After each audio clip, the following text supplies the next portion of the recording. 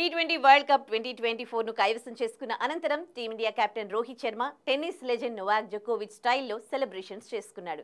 Final match అనంతరం hit man pitch పై ఉన్న గడ్డి పరకలను నోట్లో పెట్టుకుని విన్నింగ్ సెలబ్రేషన్స్ చేసుకున్నాడు. టెన్నిస్ దిగ్గజం జోకోవిచ్ సైతం గ్రాండ్ స్లామ్ విజయానంతరం ఇలాగే చేస్తాడు.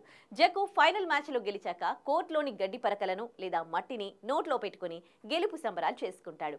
వరల్డ్ కప్ విజయానంతరం రోహిత్ చేసుకున్న జకో స్టైల్ సెలబ్రేషన్స్ నెట్టింట వైరల్ అవుతున్నాయి. వింబుల్డన్ తమ అధికారిక ఫేస్బుక్ ఖాతాలో జకోవిచ్ రోహిత్ శర్మ గడ్డి తింటోన్న ఫోటోలు పోస్ట్ చేసి గోట్స్ ఈటింగ్ గ్రాస్ అని కామెంట్ పెట్టింది. ఈ పోస్ట్ కూడా నెట్టింట చక్కర్లు కొడుతోంది. కాగా నిన్న జరిగిన వరల్డ్ కప్ 2024 ఫైనల్లో టీమిండియా సౌత్ ఆఫ్రికాపై 7 పరుగుల తేడాతో విజయం సాధించి రెండోసారి T20 ప్రపంచ కప్ ను కైవసం చేసుకుంది.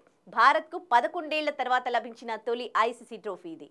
2013లో టీమిండియా ధోనీ నేతృత్వంలో ఛాంపియన్స్ ట్రోఫీ సాధించింది. వరల్డ్ కప్ విషయానికొస్తే టీమిండియాకు 13 ఏళ్ల తర్వాత లభించిన తొలి వరల్డ్ కప్ ఇది. 2011లో భారత్ ధోనీ నేతృత్వంలో వన్డే వరల్డ్ కప్ సాధించింది.